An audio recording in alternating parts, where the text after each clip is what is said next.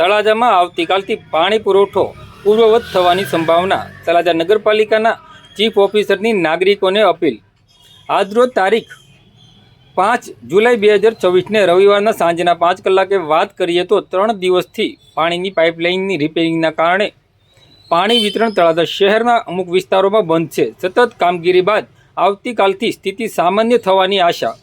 તળાજા શહેરમાં છેલ્લા 3 દિવસથી પાણીની મુખ્ય પાઇપલાઇનમાં સતત સમારકામની કામગીરી ચાલુ કરવામાં આવી રહી છે. ભારે વરસાદ અને વારંવાર પાઇપલાઇન તૂટી જવાના કારણે અનેક વિસ્તારોમાં પાણી પુરવઠો શરૂ થઈ શક્યો નથી. તળાજા નગરપાલિકાની ટીમ દિવસ રાત કામગીરી કરી રહી છે. તેમ છતાં વારંવાર પાઇપલાઇનમાં ખામી સર્જાતા કામગીરીમાં વિલંબ થઈ રહ્યો હોવાનું તળાજા નગરપાલિકાના ચીફ ઓફિસર દ્વારા જણાવવામાં આવ્યું હતું, જેના કારણે શહેરના અનેક વિસ્તારોમાં પાણીની સમસ્યા ઊભી થઈ છે. તળાજા નગરપાલિકાના ચીફ ઓફિસર દિલીપભાઈ હુણે તળાજા શહેરના નાગરિકોને ધીરજ રાખવા અપીલ કરી છે. તેમણે જણાવ્યું છે કે રિપેરિંગની કામગીરી હવે અંતિમ તબક્કામાં છે અને જો કોઈ નવી તકનીકી મુશ્કેલી ઊભી નહીં થાય તો આવતીકાલે શહેરમાં પાણી પુરવઠા રાબેતા મુજબ શરૂ કરવામાં આવશે.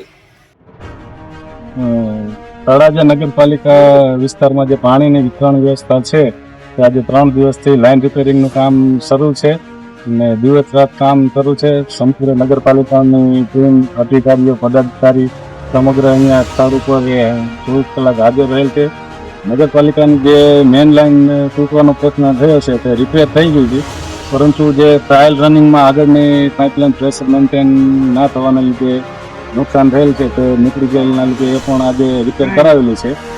આ બાબતે તળાજા નગરપાલિકા સમગ્ર ભાવનગર જિલ્લામાં વર્ષોથી જે શ્રેષ્ઠ પાણી વિતરણ વ્યવસ્થા ધરાવે છે અને દરરોજ 1 કલાક પાણી સમગ્ર શહેરને મળે છે. માટે નગરપાલિકા વિસ્તારમાં રહેલા સૌ લોકોની આશા નગરપાલિકા તરફ વધારે હોય, માટે દરેક નગરપાલિકાના વાસીઓને આ એક નગરપાલિકા વતી અપીલ કરવામાં આવે છે. સૌ લોકોએ આમાં સપોર્ટ કરવો અને ખોટી ઉતાવળ ન દાખવવી. વારંવાર જે અમને પણ ફોન આવે છે, પદાધિકારીઓને પણ ફોન આવે છે, તો આ બાબતે અમે પણ સમગ્ર ટીમ આજે રવિવાર હોવા છતાં પણ બધા લોકો અહીંયા હાજર જ છે અને કાલ સવાર સુધીમાં બધાને અહીંયાથી પાણીનું ટ્રાયલ રનિંગમાં સક્સેસ થઈ અને પાણી કાલની તારીખ સુધી મળી જાય એવા અમારા પ્રયાસો છે. માટે સૌ લોકો પ્રયાસ કરે, સપોર્ટ કરે.